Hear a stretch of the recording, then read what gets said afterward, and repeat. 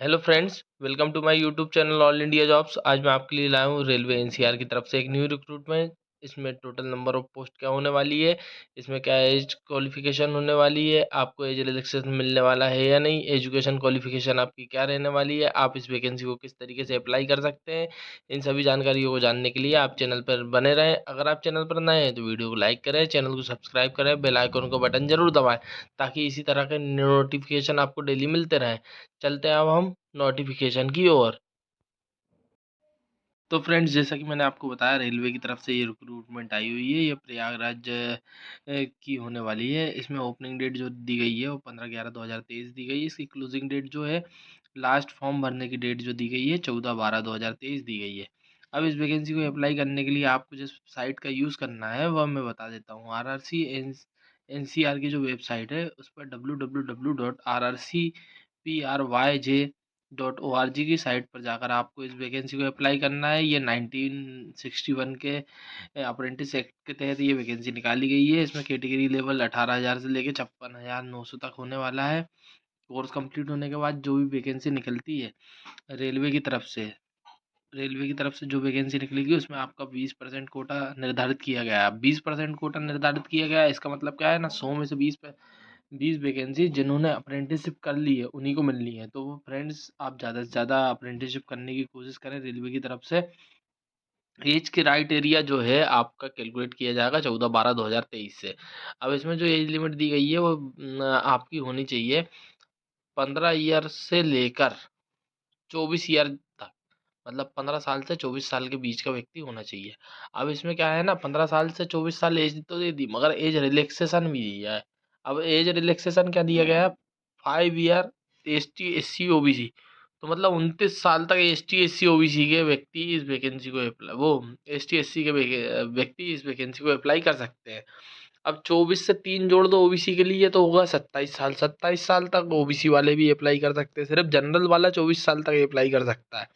अब 24 में 10 जोड़ दें तो अपन हो जाते हैं 34। तो 34 साल तक 34 ईयर तक जो डिसेबिलिटी पर्सन है वो अप्लाई कर सकता है। मतलब पीडब्ल्यूडी कैंडिडेट अप्लाई कर सकता है। 10 ईयर का रिलैक्सेशन हमने जो इनको भी दिया गया है, एक सर्विसमैन वालों को दिया गया है।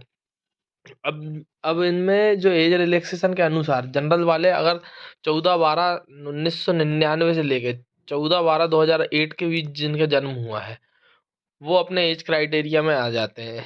मतलब 24 साल के उसमें। तो ये एज क्राइटेरिया आप आपकी देख लें, आप किस सन से किस सन के बीच में आ रहे हैं। तो इस वैकेंसी में आपको क्लियर हो जाएगा कि आप अप्लाई कर सकते हैं या नहीं कर सकते हैं। अब आते हैं हम एजुकेशन क्वालिफिकेशन। तो एजुकेशन क्वालिफिकेशन क्या, आपकी 10th होनी चाहिए। 10th होनी चाहिए 50% मार्क्स के साथ, और एनसीवीटी एससीवीटी सर्टिफिकेट होना चाहिए, मतलब आईटीआई का, मतलब नेशनल सर्टिफिकेट या स्टेट सर्टिफिकेट होना चाहिए आपके पास। अब इसमें जो वैकेंसी निकाली गई है वो fitter, builder, armature binder, machinist, carpenter, electrician, painter, machine mechanic, black Smith, wireman, Turner, उसके बाद क्रेन, एमएमटीएम की वैकेंसी इसमें निकाली गई है। ठीक है, तो इसमें टोटल 21 ट्रेड्स की वैकेंसी निकाली गई है। अब मैं बता देता हूँ आपको इस वैकेंसी को अप्लाई करने से फ़ायदे तो बहुत सारे होने वाले हैं। ठीक, तो एजुकेशन क्वालिफिकेशन मैं आपको बता चुका हूँ। अब मैं आपको बता देता हूँ कौन कौन से जोन में कौन कौन सी वैकेंसियाँ निकली है और इसकी फ़ीस कितनी लगने वाली है। तो जो इसकी जो फ़ीस लगने वाली है ना, वो ओनली 400 रुपीज़ लगने वाली है, वो भी जनरल के कैंडिडेट के लिए, जो कि नॉन रिफंडेबल है। ठीक है, और नो फीस रिक्वायर्ड, मतलब S T S C PWD candidate और जो वुमेन्स हैं उनके लिए किसी भी तरह की फ़ीस नहीं लगने वाली। तो फ्री में अप्रेंटिसशिप करने का मौका मिल रहा है, वो भी रेलवे की तरफ से, और उसके बाद नौकरी मिल जाएगी इजीली। तो आप इस वैकेंसी को ज़रूर अप्लाई करें।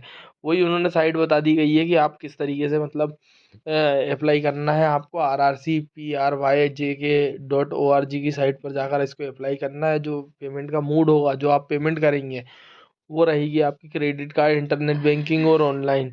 ठीक है, जैसे ही आप एप्लीकेशन को सक्सेसफुली मतलब पेमेंट कर देंगे तो आपको एप्लीकेशन फॉर्म जो है डाउनलोड करना है। अब एप्लीकेशन फॉर्म जैसे ही डाउनलोड होता है आपका, तो वही आपका मतलब रजिस्ट्रेशन नंबर और पासवर्ड आपको याद रखना है।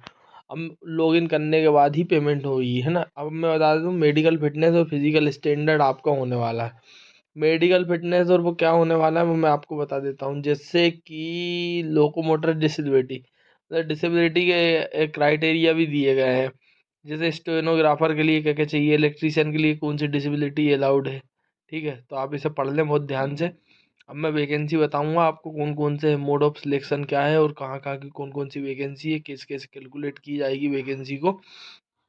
चलते हैं हम नीचे के। अब जो ट्रेनिंग का पीरियड है वो 1 ईयर का होने वाला है। स्टिपेंड आपको 1 ईयर का ही दिया जाएगा। मोड ऑफ एप्लीकेशन जो दी गई है वो CGPA और किस तरीके से आपको सिलेक्शन होगा, 10th के परसेंटेज और ITI के परसेंटेज पे आपको सिलेक्शन होगा।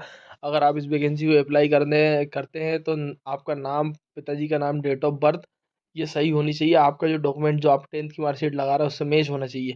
एक वैलिड ईमेल ID और एक वैलिड मोबाइल नंबर आपके पास होना चाहिए, तो ही आप इस वैकेंसी को अप्लाई कर सकते हैं। अगर आपके आपके नाम में या पिताजी के नाम में या डेट ऑफ बर्थ में कोई गड़बड़ी है तो आप इस वैकेंसी को बिल्कुल अप्लाई ना करें, क्योंकि आपका एप्लीकेशन फॉर्म रिजेक्ट हो जाएगा। ठीक है, फिर सभी डॉक्यूमेंट्स को सेल्फ अटेस्टेड का स्कैन करके आपको मतलब सेल्फ अटेस्टेड करने हैं और स्कैन करने हैं।